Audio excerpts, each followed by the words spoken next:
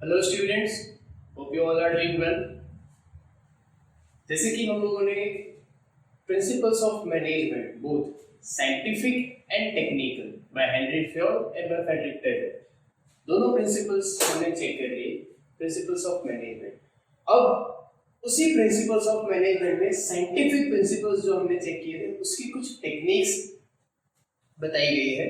तो let us check what that techniques are, और उस टेक्निक्स को बनाने का और उस टेक्निक्स को इम्प्लीमेंट करने का क्या क्या मतलब। तो चार डिफरेंट टेक्निक्स हमें बताई गई है, right? Functional foremanship, standardization, work studies and different wage system.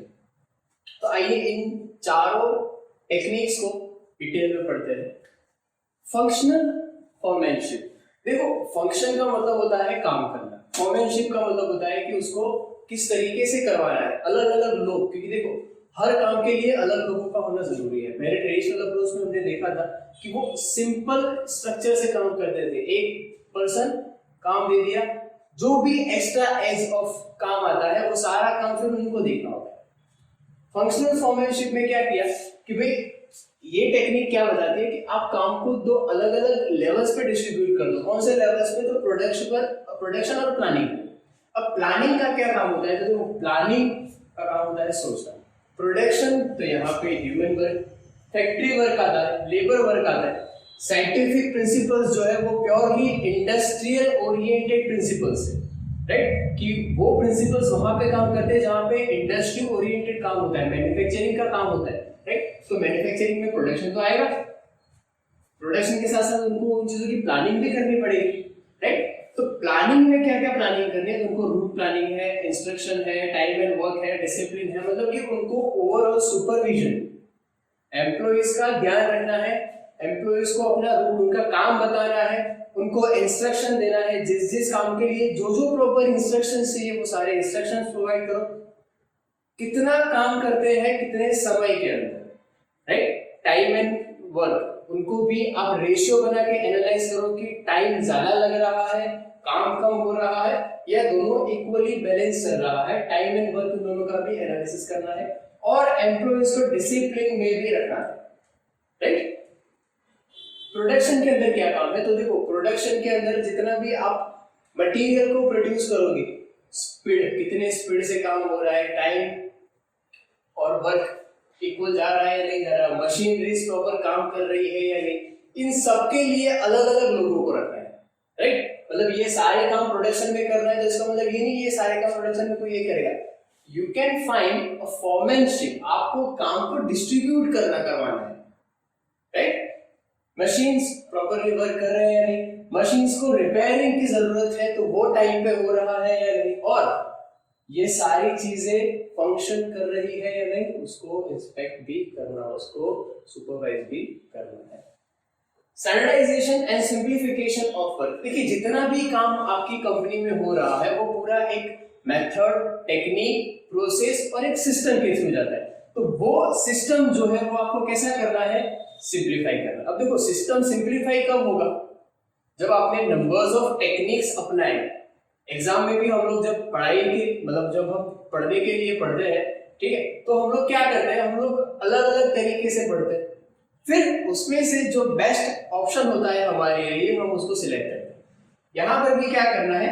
आपको जो भी काम, जो भी वर्क आपने किया है उस काम को स्टैंडर्डाइज करना है, उस काम को कैटेगराइज करना है, और आउट ऑफ दैट कैटेगरी जो काम आपके लिए आपको लगता है कि ये आपके प्रोसेस को सिंप्लीफाई करेगा और आपके रिसोर्सेज को ऑप्टिमम यूज करेगा।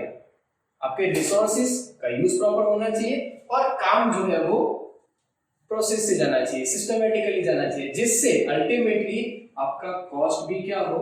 रिड्यूस हो। तो आपको ऐसी सिंप्लीफाइड मेथड्स अपने प्रोडक्शन यूनिट में यूज करना है। Technique number 3 is work study, जिसमें 3 कैटेगरीज है, method, motion and time. Method में क्या है? तो यही सेम चीज जो आप स्टैंडर्डाइजेशन ऑफ वर्क में कर रहे हो, पर जिस पर्टिकुलर काम, देखो यहाँ पर पूरा प्रोसेस की बात है और यहाँ पर सिंप्लीफाइड काम की बात है, राइट। तो जो भी काम आप कर रहे हो उस काम का बेस्ट मेथड आपको फाइंड करना है और उस मेथड से आप कितना मैक्सिमम आउटपुट निकाल रहे हो ये भी आपको रेशियो वाइज चेक करना है, राइट। मोशन स्टडीज, तो देखो motion is all about action, motion is all about action. आपके यूनिट में प्रोडक्शन के दौरान कितना काम प्रोडक्टिव है, कितना काम अनप्रोडक्टिव है और कितना काम इंसिडेंटल है, मतलब कि वो अचानक से हो जा रहा है या अचानक से आ जा रहा है, कितना काम टाइम पर हो रहा है, कितना काम टाइम के अलावा इफेक्टिव एंड एफिशिएंट। तो ये स्टडी भी आप मोशन स्टडीज के अंदर इंक्लूड कर सकते हो। टाइम स्टडी, टाइम स्टडी यानी देखिए आपको टाइम जो मिला है उस टाइम में आपका प्रोडक्शन क्या रहा ये आपको चेक करना है। आपका जॉब का टाइमिंग, एम्प्लॉइज का एक वर्क ड्यूरेशन फिक्स करना है और उस एक वर्क ड्यूरेशन जो आपने फिक्स किया है उसके अंदर आपको अपने लेबर से काम निकलवाना है। तो आपको उतना टाइम फिक्स करना पड़ेगा जितने टाइम में आपका प्रोडक्शन जो है वो प्रॉपर्ली एनालाइज या प्रॉपर्ली कंप्लीट हो सके, right. Method number 4 is different wage system. अब देखो डिफरेंट वेज सिस्टम का मतलब क्या है कि एम्प्लॉइज की एफिशिएंसी के according, let me write the word here, efficiency according आपको उनको पे करना है। Let us take an example, एक एग्जांपल लेते हैं हम लोग कि आप एक बेस प्रोडक्शन, मान लो आपको एक बेस प्रोडक्शन चाहिए 100 यूनिट्स पर डे। अगर आपने 100 यूनिट का प्रोडक्शन किया तो आपको per unit ₹10 will be allotted, right. तो ये आपका बेसिक वेज है। अगर मोर देन 100 होता है then 102 per, sorry 12 per unit. और लो यानी कि लेस देन, लो नहीं हम लोग लेस देन लिखते हैं, लेस देन 100 अगर आपने प्रोडक्शन किया तो आपका जो यूनिट वाइज कॉस्ट है, यूनिट वाइज आपका जो रेम्यूनरेशन है veg, that is 8 per unit. तो देखिए यहां पर हम लोगों ने क्या किया कि एक बेस प्रोडक्शन मान लिया कि एक दिन में इतना तो प्रोडक्शन होना ही चाहिए, राइट। अगर मान लो आपका 100 यूनिट कंप्लीट होता है तो आपको कितना मिलेगा 10 into 100 that is 1000, right, per day. अगर आपने 100 से ज्यादा कर दिया, लेट्स से हमने यहाँ पे 12 रखा है, ठीक है, 110 कर देते। अगर आपने 110 किया प्रोडक्शन आपको कितना मिलेगा 1320। अगर आपने 100, सॉरी यहाँ पर लेस देन 100 है तो हम लोग मान लो ले लेते हैं 90, राइट। तो 8 into 90 that is 750, right.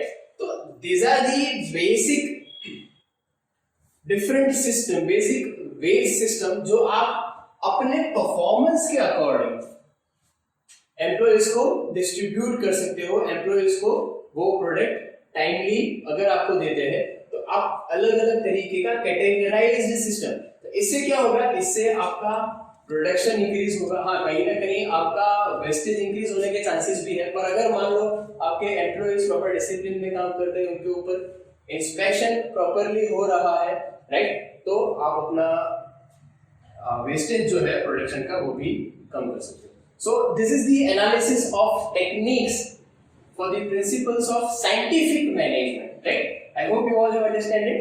Thank you so much.